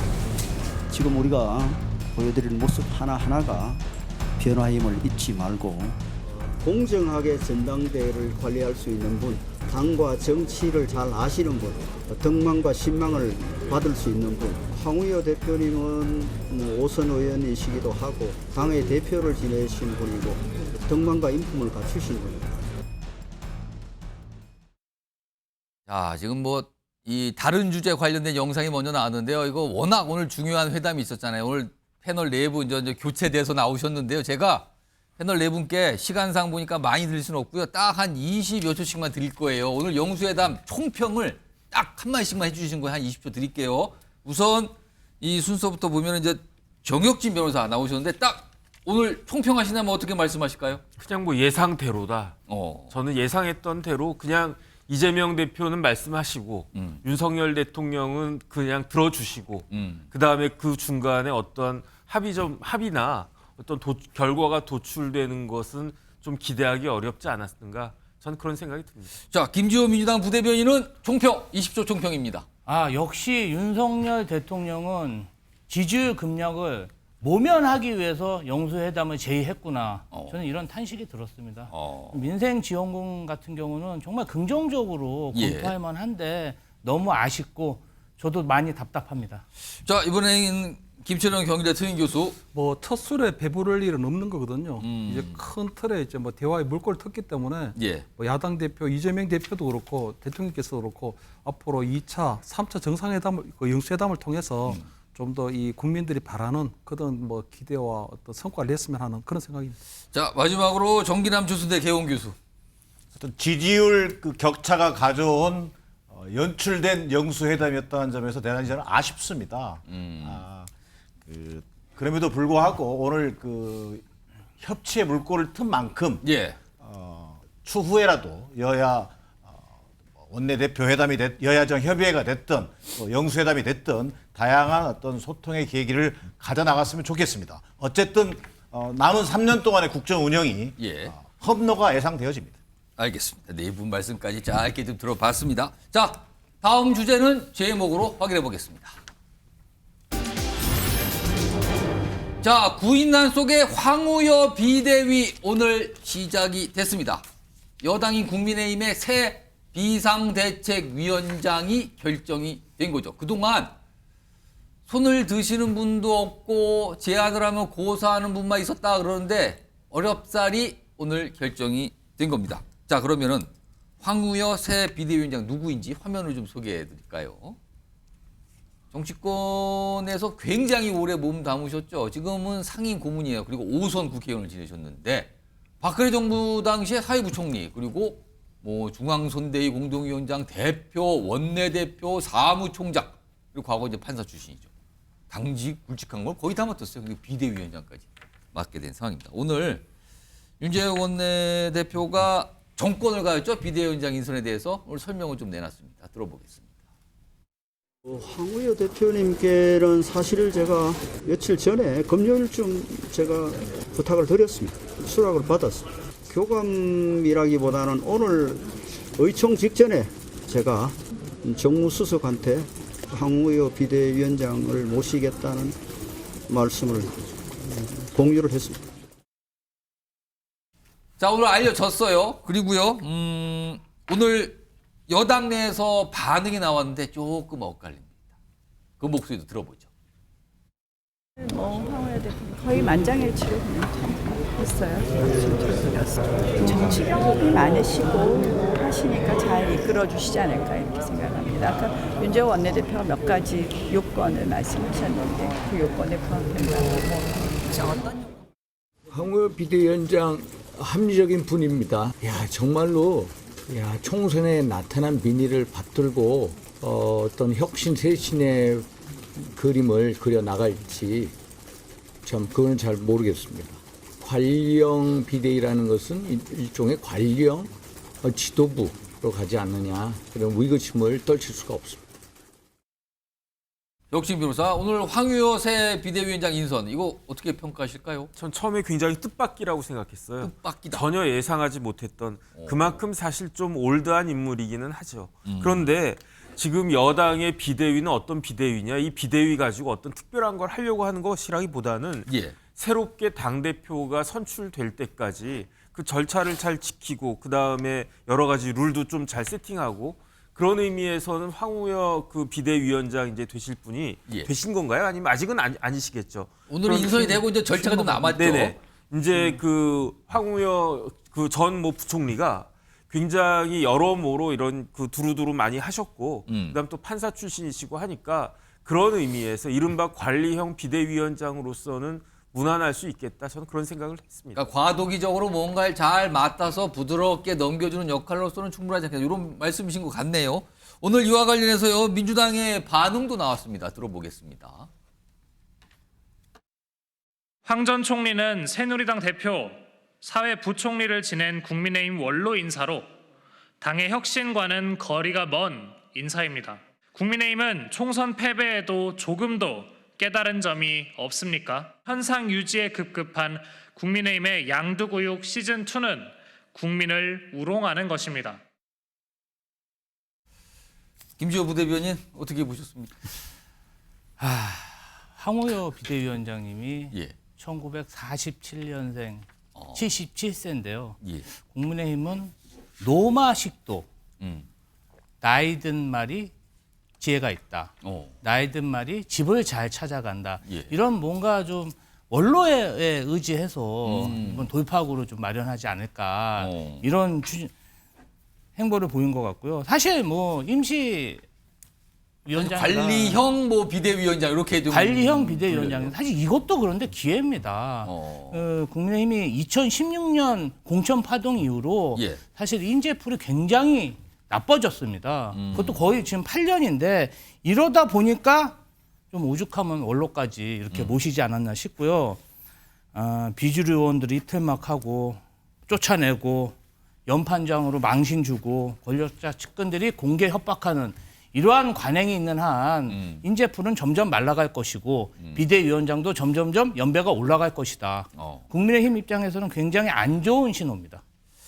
알겠습니다. 아까 뭐 민주당에서 나온 논평 비슷한 취지로 말씀하셨는데 일단 황우여 새 비대위원장 과제가 있어요. 관리형 비대위원장. 그러니까 전당대회가 열려서 새 당대표가 뽑히기 전까지 당을 이끄는 지도부가 된 건데요. 근데 과제가 좀 있는데 화면 좀 볼까요? 오늘 언론을 통해서 이렇게 뭔가 본인의 어떤 생각을 밝힌 게 있는데 우선 이렇게 얘기합니다. 우리가 해야 하는 일은 조속한 기간 내에 당대표를 성공적으로 세우는 일. 그러니까 과도기적인 역할을 맡겠다는 취지를 설명을 했어요. 하나 더 보겠습니다. 자, 이게 지금 과제인데요. 전당대회 룰. 그러니까 당대표를 뽑는 룰을 말하는 거예요. 지금은 당원 100% 룰입니다. 당원들이 100% 비중으로 뽑는 게 돼 있어요. 근데 기존 룰로 하되 수정 보완할 게 있으면 의견 독과하겠다. 알쏭달쏭한 입장이 나왔는데 김철영 교수님. 네. 지금 당원 100% 룰 개정 이게 하겠다는 건가요? 그냥 유지하겠다는 건가요? 바꾸겠다는 겁니까? 유지하겠다는 겁니까? 일단 현재 스탠스로 봤을 때는 좀 유지하겠다는 뜻으로 봐야죠. 저는 뭐 이 황우여 뭐 전 대표가 사실상 2016년도에 총선에서 떨어지고 난 다음에 사실상 정계를 사실상 은퇴한 그 상황이거든요. 예. 그래서 보면 이번에 국민의힘이 어느 정도로 정말 오죽하면 오죽 사람이 없으면 진짜 황우여 전 대표를 지금 오죽하면 이렇게 표현을 그래서 하신 이렇게 거예요? 이제 삼고초려하다시피 비대위원장으로 모셔나 이렇게 생각을 하는데 저는 물론 이번에 이 국민의힘 총선에서 패배하고 난 다음에 빨리 전당대회를 열어서 새 대표를 만드는 게 가장 혁신적인 건 맞거든요. 예. 하지만 그 어떤 새 대표를 뽑는 과정도 굉장히 좀 중요하게 보이거든요. 그 과정에서 보는 비대위가 뭐 관리형이냐 혁신형이냐 할 때 저는 적어도 그 비대위가 조금 절충형 혁신은 해야 된다고 생각을 했거든요. 그래서 저는 지금 황우여 아마 새 신임 비대위원장이 어떤 전당대회 룰에 대해서 어떤 본인의 생각을 먼저 밝히기보다는 예. 이제 황우여와 함께할 새로운 비대위원이 구성이 돼야 될 거거든요. 그렇겠죠. 근데 거기에 저는 조금 젊은 당선인들 예를 들어 도봉의 뭐 김재섭이나 김용태 의원이나 대구 경북이나 부산권에도 보면 오재준이라든가 이 30대 당선인들이 예. 많이 들어왔습니다. 젊은 당선인들. 그런 당선인들이 들어와서 저는 조금 친구 조화를 좀 이뤘으면 좋겠거든요. 그래서 조금 굉장히 어떤 전당대회 룰을 무조건 당심으로 갈 게 아니라 어떻게 하는 것이 가장 최고의 전당대회를 만들고 또 새 대표를 만들 수 있을 것인가 거기에 대한 논의를 좀 하는 게 좋겠다 이런 생각이 듭니다. 정경환 교수님, 지금 당심 100%예요. 당대표를 뽑는 룰은 지금 국민의힘에. 근데 지금 일각에서는 아니 이건 여론을 좀 거기다 섞어야 되는 거 아니냐. 그러니까 당심도 있지만 민심의 비율을 좀 어느 정도 섞어야 되는 거 아니냐 이런 주장까지 나오고 있는데 이 당대표 뽑는 룰 그대로 갈 것으로 전망하십니까? 아니면 변화가 있을 가능성이 있을까요? 물론 지켜봐야겠습니다만 황우여 대표의 오늘 그 워딩으로 볼 때는 예. 일단은 기존 안대로 갈 가능성이 높아 보인다. 의견을 듣고 수정 보완하겠다고 했습니다만 그 말은 저는 어떻게 들리냐면 예. 윤심을 확인한 뒤에 결정하겠다. 뭐 이렇게 들린단 말이에요. 자, 이게 제가 무슨 얘기를 하려고 하냐면 지금 괴멸적 참패를 당한 국민의힘 입장에서는요. 예. 이번 전대를 통해서 당심 민심에 부응하는 새로운 리더십을 어떻게 만들어낼 것이냐에 저는 당의 성패가 걸려있다고 생각합니다. 그런 맥락에서 본다면 황우여 비대위원장이 예. 이번 전대를 어떻게 관리할 것인가 당심 민심을 반영하는 리더십을 만들어내는데 어떤 역할을 할 것인가가 초점에 모여 있는데 예. 거기서 저는 대단히 보수적인 입장을 견지하고 있고 여전히 윤 대통령 용산과의 관계에 있어서 수직적 관계를 벗어날 의지를 일체 보여주고 있지 않다라고 저는 판단되어집니다. 자, 그렇다면 윤석열 대통령의 어떤 그 의지대로 국민의힘 정부 여당이 대통령 부부의 방탄 정당 수준으로 전락할 우려가 있는데 과연 그것이 국민들에게는 또 다른 민심의 저항을 초래하는 하나의 국민의힘의 악수가 될 것으로 보여집니다. 자, 뭐 지켜봐야 되죠. 오늘 이제 인선이 결정이 됐기 때문에 절차 그리고 새로운 비대위원들도 뽑아야 되는 사항이 남아 있습니다. 다음은요. 요즘에 굉장히 바쁜 행보를 보이시는 정치인 세 분인데요. 우선 화면으로 그 세 분을 좀 정리해 볼까요? 지금 세 분 등장했는데 한 분씩 볼 거예요. 우선 이재명 대표 방금 전에 영수회담 관련 나왔는데 오늘 밑에 이재명 대표 사진 밑에 골드 버튼이 있어요. 골드 버튼? 이거 골드 버튼은 유튜버 활동을 할 때 막 구독자가 많으면 주는 뭐 그런 거 아닙니까? 근데 이제 골드 버튼이라고 나와 있는데 우선 이재명 대표의 이 골드 버튼과 관련된 영상, 목소리가 준비되어 있습니다. 들어보겠습니다. 우선 구독, 좋아요부터 좀 눌러주시고 이재명 TV 좋아요, 구독 좀 눌러주세요. 이게 우리 모두의 무기입니다.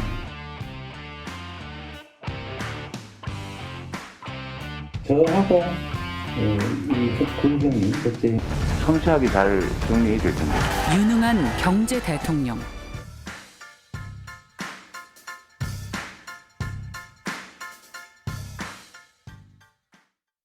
화면으로 정리해 볼까요?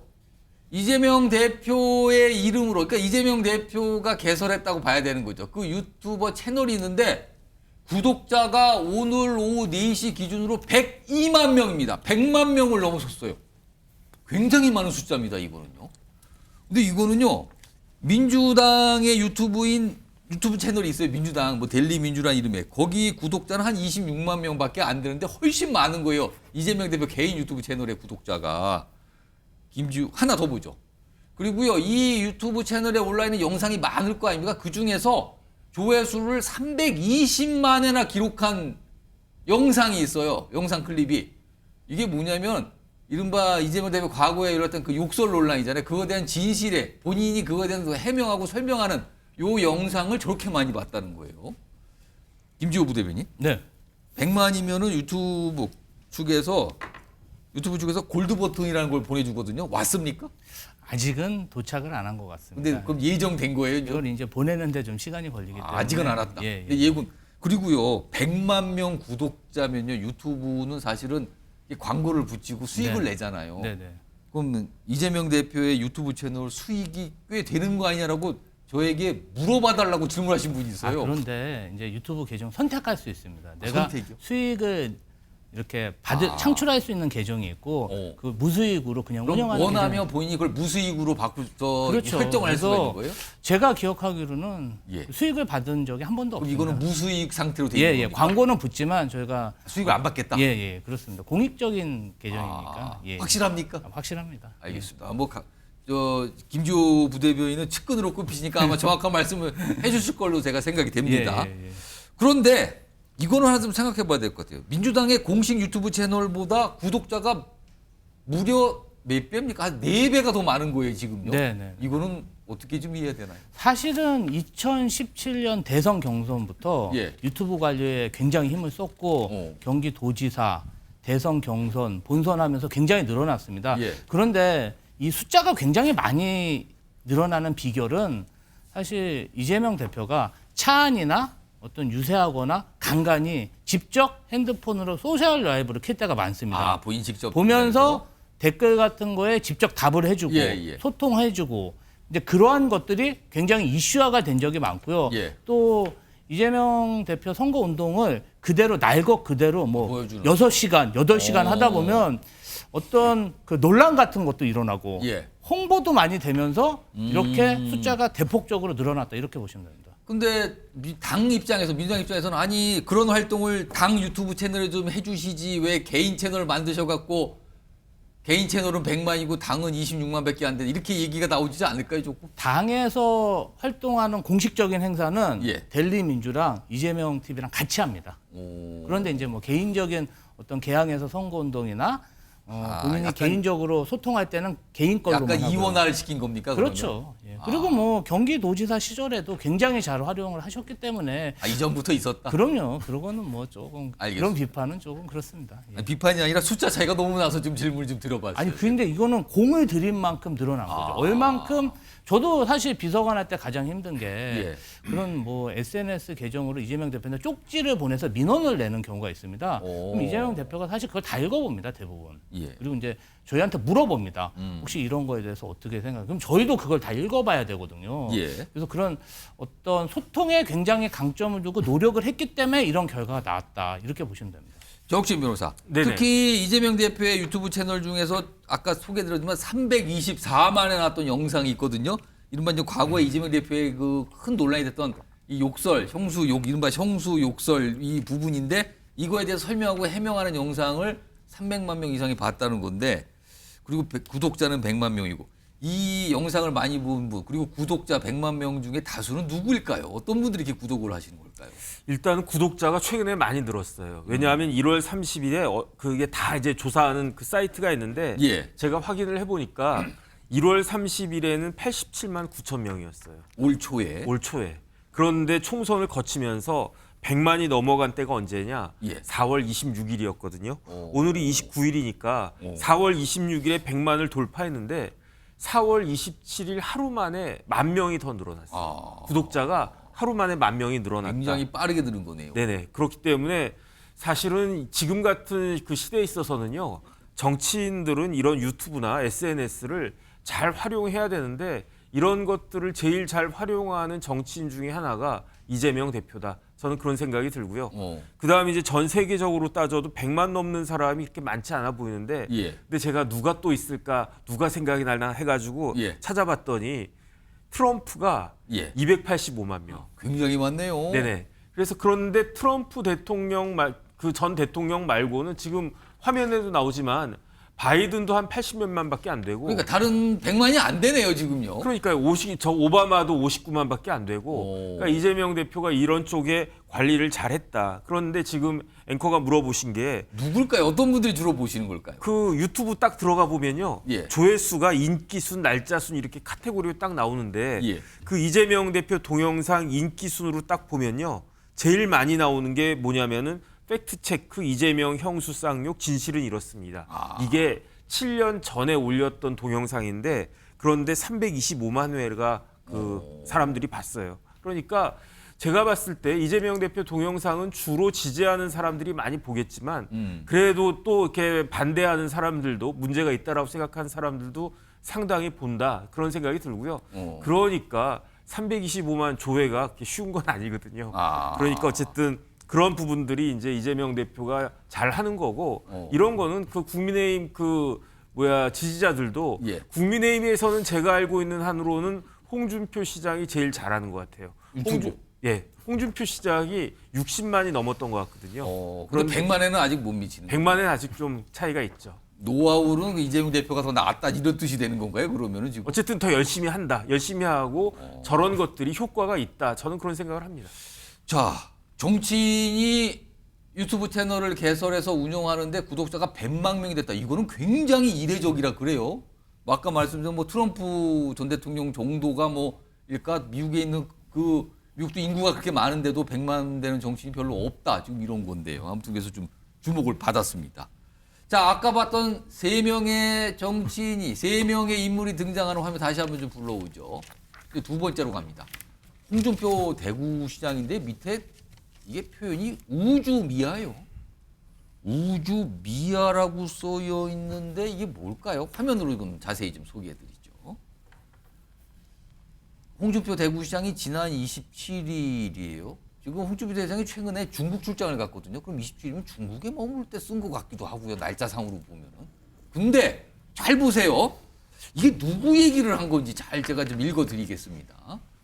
항성과 행성의 차이도 모르고 설치면 큰 낭패를 당한다.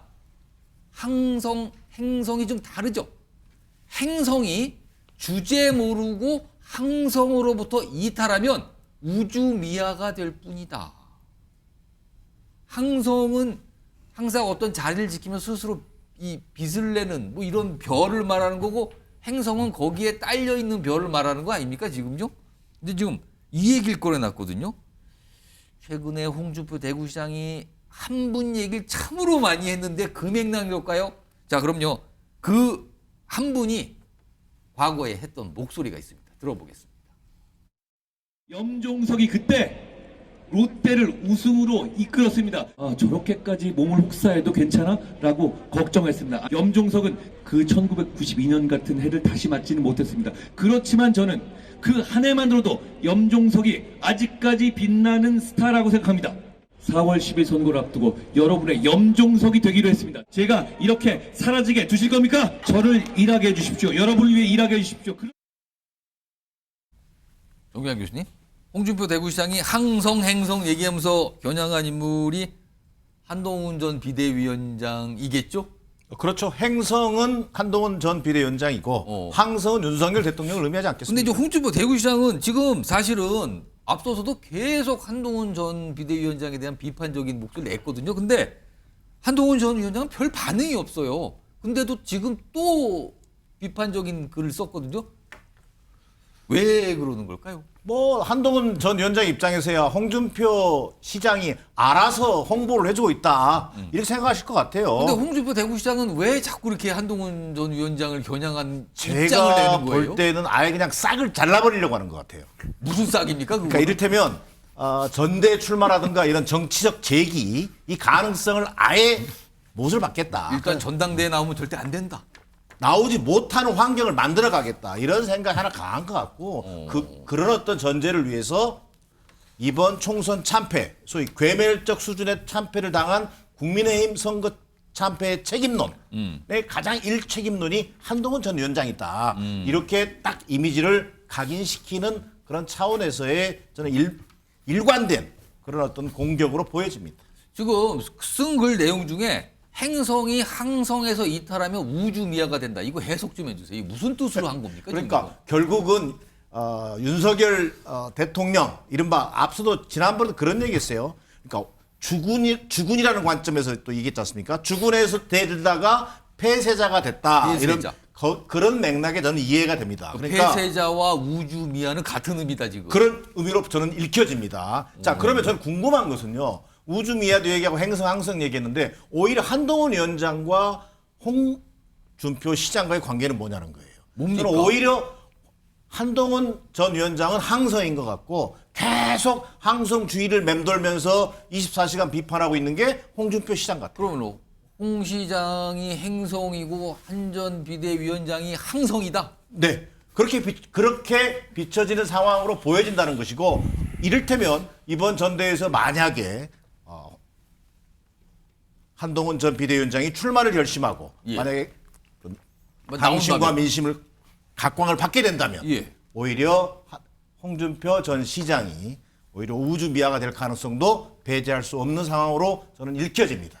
김철현 교수님, 앞서서는 무슨 역사책에 죽은 뭐 세자 얘기 나오더니 지금은 우주 별 얘기로 가면서 비판하는 게 있어요. 우주미아라고까지. 저는 이거는 우주미아라고 하는 부분에 있어서는 제가 볼 때 한동훈 위원장에 대한 비판보다는 오히려 저는 약간은 정치적인 조언을 한다는 느낌은 좀 있거든요. 아, 조언이 담겨 있는 걸로 보이십니까? 항성이 놓아주질 않는데 행성이 마음대로 이탈할 수는 없는 거거든요. 그렇다면 저는 홍준표 시장이 지금 한동훈 위원장에 대해서는 앞으로 윤석열 대통령하고 나름대로 어떤 정치적 대립을 하는 모습 보이지만 어쨌든 윤석열 정부 5년 동안 어쨌든 우리가 윤석열 정부를 중심으로 항성인 윤석열 대통령을 중심으로 그리고 윤석열 정부의 성공을 위해서 다 함께 노력해야 된다. 같이 가야 된다는 그렇습니다. 조언을 하는 그렇습니다. 거다. 그렇게 보이고요.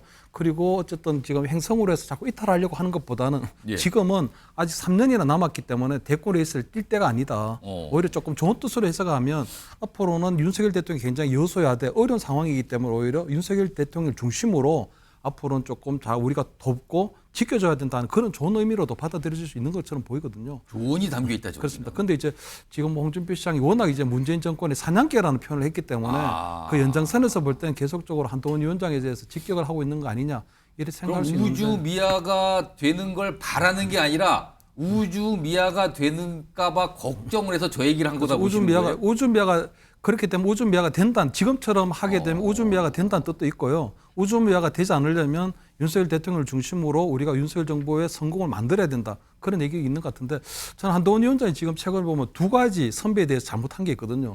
첫째는 어쨌든 대통령실의 오찬을 거절했잖아요. 건강상 이유로. 그건 여러 뒷말이 나왔어요. 저는 대통령께 개인적으로 저장되어 있는 대통령께 저는 빨리 좀 문자를 보내는 게 맞다고 보고요. 빨리 건강 회복하는 대로. 둘째는 지금 처음에 선거 시작될 때 홍준표 시장이 한동훈 위원장에 대해서 굉장히 좋은 조언을 했었습니다. 그리고 내가 SNS로 어떤 이야기를 하지 않겠다. 그런데 그게 바뀐 게 보면 3월 26일 날 한동훈 위원장이 박근혜 대통령의 사저를 방문하고 난 이후부터는 굉장히 공격적으로 바뀌었거든요.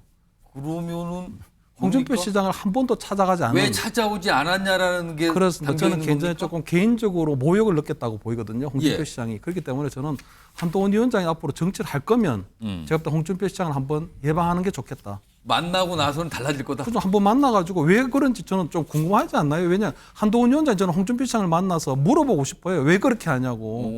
그럼 저는 홍준표 시장이 무슨 답을 내지 않을까요? 그래서 저는 두 분의 만남 자체가 상당히 조금 이슈도 되고 기사거리가 될 수가 있다. 저는 이렇게 보이죠. 그래서 저는 한동훈 위원장이 자꾸 홍준표 시장을 피해 다닐 게 아니고 본인이 앞으로 정치를 할 거면 예. 한 뭐 대통령의 어떤 뭐 오찬도 만나야 되고 홍준표 시장도 저는 제일 먼저 만나야 될 게 아닌가 이래 보입니다. 만약에 홍준표 대구시장과 한동훈 전 비대위원장이 만난다면 그것만으로도 여권 내에서 굉장히 큰 소식이 될 것 같기도 하네요. 많은 분들이 주목을 하겠어요. 조혁진 변호사. 네네. 참 독특한 표현이 나와요. 뭐 폐쇄자, 사냥개, 이제 우주 미학까지 나왔어요. 그런데 저는 윤석열 대통령이 항성인가요? 이재명 대표가 항성인가요? 조국 대표가 항성인가요? 저는 다 행성으로 보이거든요. 모든 정치인들이 어떻게 항성일 수가 있습니까? 모든 정치인들은요. 예. 행성에 불과한 거고 예. 항성이라고 할 건 무엇이냐? 그게 민심 아니겠습니까? 민심을 이탈하고 민심에 배반해가지고 정치인이 정치 미아가 안 된 케이스가 있었습니까? 그러니까 저는 홍준표 시장이 요즘 좀 이상하다는 생각이 드는 게 예. 오선 의원에다가 광역단체장 지금 3번째 하시는데 어떻게 저런 표현을 하지? 지금이 조선시대인가? 저는 굉장히 좀 희한하다 그런 생각이 들고요. 그 정치인들이 중요하게 생각하는 거는 어떤 뭐 당대표나 대통령이나 그런 사람들 눈치 보는 게 중요한 게 아니고 민심을 이탈하지 않도록 민심을 잘 읽을 수 있도록 그렇게 해야지 민심에 반해가지고 어떻게 정치인이라고 할 수 있겠는가. 그러다가 정치 미화되기 딱 좋다. 저는 그런 생각이 듭니다. 홍준표 대구시장이 추가로 올린 내용 방금 지나갔거든요. 무슨 변검 이런 글이 있거든요. 그거 좀 한번 불러오겠습니다. 아마 이제 중국을 방문했으니까 아마 저런 걸 쓰신 것 같아요. 뭘 보시고 나서. 김주호 부대변인, 이게 무슨 뜻일까요? 이게 중국 악극 병검을 보며 한국 정치인을 떠올렸다 그래요? 그래서 하루에도 몇 번씩 얼굴 바꾸는 그들, 한국 정치는 아직 변검의 무대다. 중국 전통 그런 경극에 보면 나오죠. 경극은 얼굴을 예. 이렇게 한 번씩 이렇게 돌릴 때마다 예. 바뀌는 계속 바뀌죠, 얼굴이. 그걸 병검이라고 하는 것 근데 같습니다. 한국 정치인들을 저기다 비유했네요. 한동훈 위원장이 누가 봐도 윤석열 정부의 2인자로서 권력을 행사했는데 예. 이제 와서 윤석열 정부가 인기가 떨어지니까 안면을 바꾸고 뭐 식사조차 하지 못할 정도로 그 얘기를 저기다 또 담은 거다. 그러니까 계속 뭐 배신자다. 우리의 본류가 아니다. 그 얘기를 외치시는 것 같고요. 저는 한동훈 위원장의 장점이 있습니다. 예. 한동훈 위원장이 사실 그 국민의힘의 세대 교체라는 측면에서 보면 굉장히 위력적인 카드거든요. 예. 그래서 많은 국민의힘 지지층이 지지를 하고 당대표나 이런 차기 지도자로 인기가 높다 보니까 예. 벌써부터 홍준표 대구시장이 좀 견제를 한다. 이렇게 보고요. 이번 어떤 대표 선거에도 한동훈 위원장이 출마하지 않을까. 그런 위협감을 느껴서 계속 좀 견제구를 던지는 거라고 봅니다. 위협감의 견제구에서 뭐 변검의 무대다, 우주미하다 이런 표현을 써서 약간 비판을 했다. 이렇게 좀 해석이 되는 거네요. 아까 3명의 정치인이 등장했잖아요. 그거 다시 한번 불러볼까요? 마지막입니다. 안철수 의원 아닙니까? 근데 표현이 저요저요예요. 사진도 마침 또 손을 들고 있는 사진이 써 있네요. 뭔가를 저요저요하면 본인이 하고 싶다는 거 아닙니까? 뭔가가 있을 때? 화면 좀 볼까요? 최근에 한 연예 프로그램에 등장을 해서 약간의 그 뭔가 이게 재미있는 내용을 다룬 연예 프로그램 등장해서 정치인들이 등장하는데 그 질문을 받았는데 2가지 질문을 받았는데 이렇게 받았어요. 누가 다음 대통령이 돼야 이 나라가 나아질 수 있나요? 저요! 이렇게 얘기했대요. 예상하는 다음 대통령은 누굽니까? 접니다. 근데요, 지금 대통령 대선과 관련해서는 본인이라고 얘기를 한 거예요. 근데 앞서서 국민의힘에 이제 조만간 한 2달 뒤면 있을 거로 보이죠. 그 전당대회 당대표 출마와 관련해서는 약간 관심 없다는 식의 얘기를 했거든요. 그 목소리도 들어보겠습니다. 저는 지금 아무런 생각이 없습니다. 아니요, 꼭 그렇지는 않습니다. 사실 저는 일관되게 같은 이야기를 했는데 듣는 분에 따라서 다르게 해석하셨던 것 같아요. 예, 나중에 고민해 보겠습니다. 알겠습니다. 지금은 제 머릿속에는 없습니다. 김철규 교수님. 네. 전당대회는 딱히 관심이 없어 보이고 뭐 고민 이렇게 득답을 안 하는데 대통령 대선 관련해서는 연예 프로그램을 하지만 저유라고 얘기를 했다는 거예요. 이거 무슨 상황일까요? 일단 전당대회를 출마하지 않는 건요. 약간 전당대회에 대한 트라우마가 있는 것 같거든요. 지난 전당대회 할 때 보면 그때 약간 대통령하고의 친분을 과시하다가 아무것도 하지 않으면 아무 일도 일어나지 않는다는 그런 우리 대통령실의 어떤 수석으로부터 그 경고를 받았잖아요. 그래서 제가 볼 때 아마 전당대 출마할 때마다 그 말이 떠오를 것 같아요. 내가. 근데 지금은 그때하고 상황이 달라진 거 아닙니까? 달라졌는데 제가 볼 때 그 트라우마가 좀 있지 않나. 그래서 그것 때문에 좀 주저한다. 두 번째는 아마 이번에 차기 대권에 나가려면 이번 전당대회에 나오는 당대표 임기가 내년 9월 달까지거든요. 그래서 한 1년 정도밖에 안 되기 때문에 아마 그게 당대표로서의 어떤 실리가 있을까? 한 이런 것들 조금 고민하는. 굳이 거길 거쳐야 되나? 한 1년 정도 그 당대표 해봤자. 그리고 그 1년 동안은 굉장히 대통령하고의 어떤 대립각, 정치적으로 대립각을 세워야 되는 그런 시기일 수도 있거든요. 왜냐하면 지금 이번에 총선에서 패배하고 난 다음에 이번에 들어오는 새 대표는 조금 비윤적인 목소리 또는 수도권의 목소리, 어떤 대통령하고 어떤 수평적 당정 관계를 얘기하는 부분이 많기 때문에 본인이 그렇다면 굉장히 앞장서서 그런 역할을 해야 되잖아요. 악역을. 그렇기 때문에 아마 이번 전당대회 나오는 것에 대한 정치적 실리가 별로 없다 이렇게 생각을 하는 것 같고요. 본인이 보면 어쨌든 뭐 대선에 대한 꿈은, 대통령에 대한 꿈은 뭐 당연히 있는 걸로 보이고요. 제가 볼 때 아마 본인이 초등학교 때 보면 선생님이 그 장래 희망을 물어볼 때 보면 대통령 하고 싶은 사람 하면 쭉 하겠습니까? 많이들 들죠, 애들. 네, 조금 아이들이 많이 들어요. 그런 느낌이 들어서 제가 볼 때는 뭐 대통령 선거에 나서 지금 한두 번 떨어진 게 아니기 때문에 어쨌든 본인이 앞으로의 어떤 장래 희망에 대해서 스스로 조금 자기 확신도 하는 그런 의미가 있지 않을까 이렇게 보입니다. 김주호 부대변인, 약간 대선 대통령 관해서 자신감일까요? 아니면 진짜 자기 확신일 건가요? 자, 저도 같은 생각을 했는데요. 초등학교 선생님이 누가 반장할래 그러면 저요 초등학생들이 합니다. 그렇습니다. 그래서 저희 당에서는 사실은 안철수 의원의 별명이 안초딩입니다. 그래서 안초딩이요? 예, 좀 이 10년 전만 해도 새정치 안철수 바람이 정말 전국을 강타했는데 자칭 대선 주자라니까 저희가 좀 많이 민망합니다. 지금 뭐 경쟁력에서 많이 밀리다 보니까 이 지경까지 왔는데 사실 총선 당대표, 지방선거 당대표는 대선 측면에서 보면은 그 중량감이 다르지 않습니까? 지난번 당대표 때는 총선 공천권이 있다 보니까 과감하게 도전했지만 이번에는 실익이 없어서 도전을 못한 것 같고요. 저는 한동훈의 세대 교체, 홍준표의 이슈 경쟁력, 오세훈의 안정감에 좀 밀리는 상대적으로 지금 4등 주자이기 때문에 저요 하고 있다. 이렇게 평가합니다. 4등 주자라고 또 평가를 하시네요. 안철수 의원이 이 방송 혹시 보시면은 무슨 말씀을 하시는 4등이라뇨 지금 뭐 이렇게 반응이 나오시지 않을까 싶기도 하네요. 다음 마지막 주제 준비되어 있습니다. 여기에는 여러 가지 상황이 지금 등장을 좀 합니다. 제목으로 보시죠. 나훈아 콘서트 파격 발언이요. 지난 주말 동안 이틀 연속 가수 나훈아 씨의 콘서트가 있었고요. 그리고 이게 뭐 전국적으로 이제 쭉 진행이 된다 그러죠. 근데 여기에서 파격 발언이 나왔다고요? 화면으로 좀 소개해드리겠습니다. 여기 보면요, 지난 27일, 그러니까 이게 라스트 콘서트라는 이름으로 지금 진행되는데 이게 사실상 은퇴 콘서트예요. 이걸 끝으로 이제 더 이상 안 한다라는 얘기를 꺼냈기 때문에 은퇴 콘서트라고도 불리겠는데 이 콘서트를 하는 중에 갑자기 북한 얘기를 합니다. 북쪽 나라라고 생각 안 한다. 이상한 집단이지 나라가 아니다. 그다음에 김정은 국무위원장 얘기를 해요. 북쪽 김정은이란 돼지는 비유를 이렇게 하죠. 사람들이 굶어 죽든 말든 살이 쪘다. 그리고 북한이 치고 싶어도 칠 수 없을 만큼 강해져야 한다. 내용 보면 굉장히 보수적인 색깔이 짙게 묻어나는 발언이잖아요. 이걸 콘서트 중에 이렇게 얘기했다 그래요. 근데 이걸 놓고 반응이 나오는데 일각에서는 가수의 소신, 이 소신 발언 멋지다. 약간 이런 환호하는 반응이 있고요. 반면에는 아니 콘서트에서 굳이 저런 말을 할 필요가 있습니까? 약간 비판적인 그런 반응도 있었다 그러네요. 정기란 교수님, 소신을 말할 수 있는 거 아니냐는 반응과 아니 콘서트에서 굳이 이런 정치적인 색깔, 특히 북한 관련 얘기를 할 필요가 있었는가? 이거 어떻게 좀 판단하세요?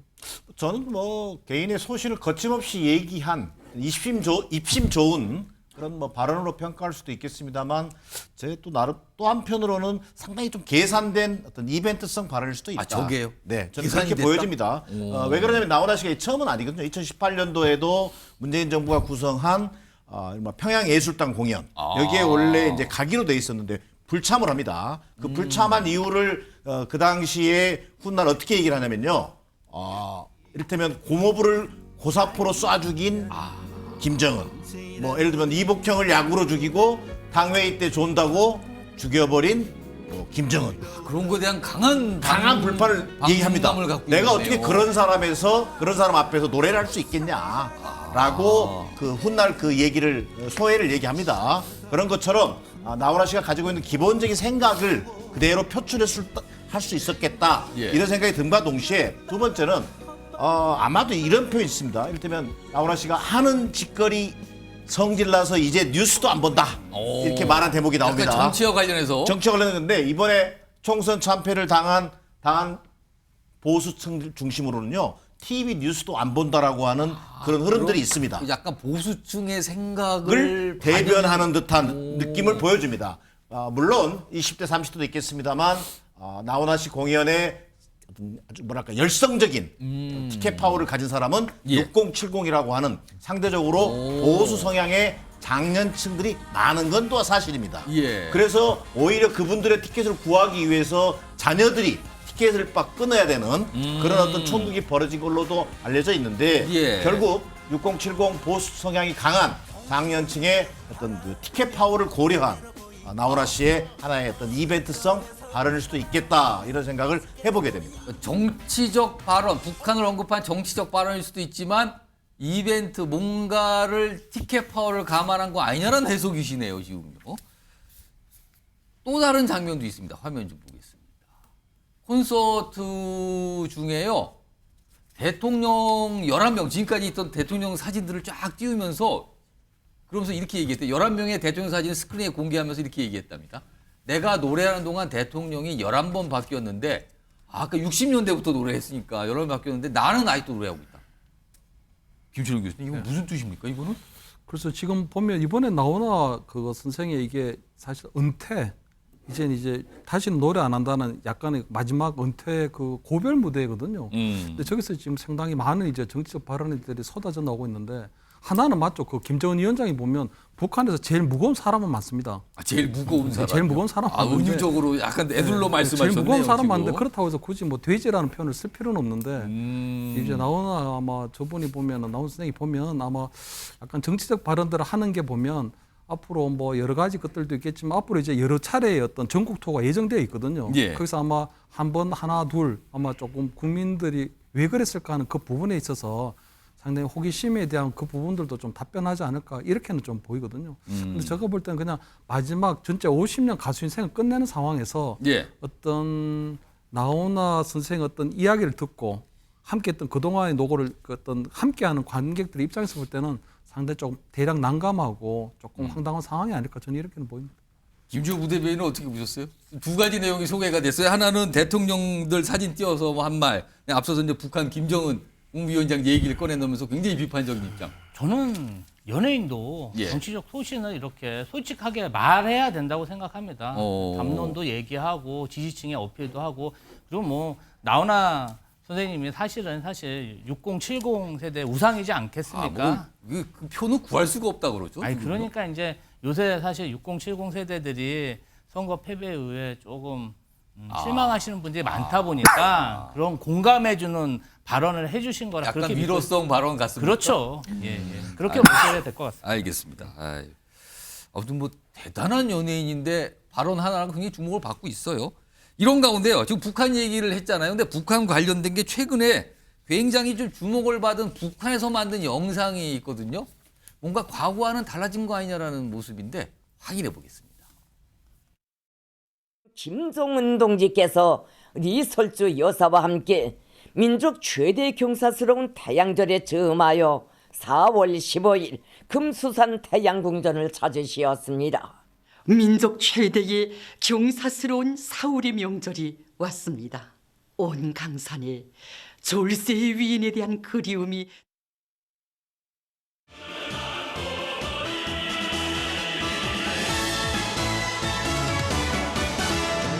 오물이 그품처럼 따사로워라 아버지 그품처럼 자유로워라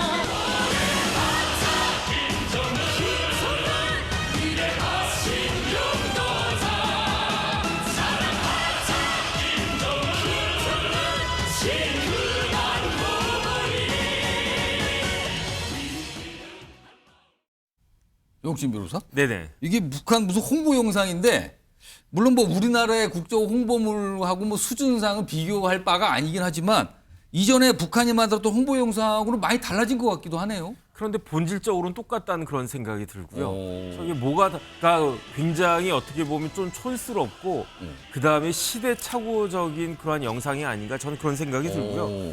그다음에 아무리 그래도 그렇지 어떻게 김정은 위원장이 나이가 몇인데 어버이라고 그럽니까? 한 아버님 정도 되려면 40대 아닙니까? 30대입니까? 40대죠? 기껏해야 이제 40대 초중반이나 중반도 아니고 30대 말 40대 초반 이 정도 되지 않을까 저는 이준석 대표랑 나이 비슷한 걸로 제가 기억하거든요.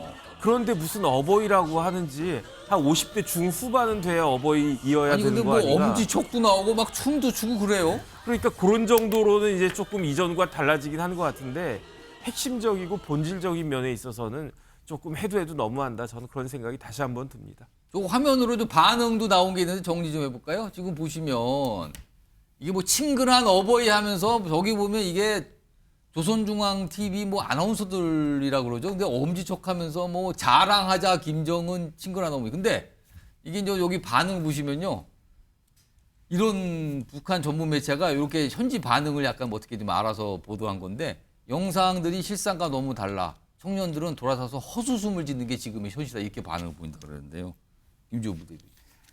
이게 김정은 위원장도 남한 방송을 많이 보다 보니까 최근 한 달 반은 저희가 총선 선거 기간 중이지 않았습니까? 예. 그러다 보니까 사실 제가 볼 때는 저 총선 선거 캠페인하고 좀 비슷해요. 사람들 막 나오고 예, 환호하고. 막 하고 뭐 기호하듯이. 그런데 북한은 선거라는 제도가 활성화되지 않다 보니까 사실상 없는 거 아닙니까? 저걸 나만의 그런 방송이나 이런 걸 선거 캠페인을 보면서 나도 저걸 한번 해보면 어떨까. 그런 생각을 한 것 같다는 싶어서 거예요? 저런 걸 하지 않았을까 그런 생각이 듭니다. 그런데 이게 뭐 단기적으로는 좀 효과가 있겠지만 저런 것들이 뭐 장기적으로 효과가 있겠습니까? 이거 독재 사회의 일면이라고 봅니다. 지금 이런 가운데 북한에서 약간 묘한 게 아까 무슨 어버이 김정은 이렇게 나왔었잖아요. 근데 여기 보면 앞서서 영상에 잠깐 섞여 들어갔는데 이것만 따로 좀 떼어서 좀 전해드리겠습니다. 잘 들어보시기 바랍니다. 이 내용이요. 김정은 동지께서 리설주 여사와 함께 민족 최대 경사스러운 태양절에 즈음하여 4월 15일 금수산 태양궁전을 찾으시었습니다. 민족 최대의 경사스러운 사울의 명절이 왔습니다. 온 강산에 졸세의 위인에 대한 그리움이 정의한 교수님 뭐 한 1분여 남았는데 아니 2020년까지만 해도 김일성 생일 태양절이라고 표현했는데 지금은 4월의 명절 태양절이 사라졌는 것 같아요. 이거 무슨 변화인가요? 어쨌든 본격적인 김정은 띄우기에 돌입했다 이렇게 볼 수 있겠습니다. 실제로 선대를 신격화하는 어떤 흐름들이 항상 있어 왔는데 그 부분을 차단하면서 김정은 띄우기에 나선 것으로 봐야 될 것 같고요. 실제 그 친근한 이름이라고 하는 김정일을 상징하는 노래가 있었거든요.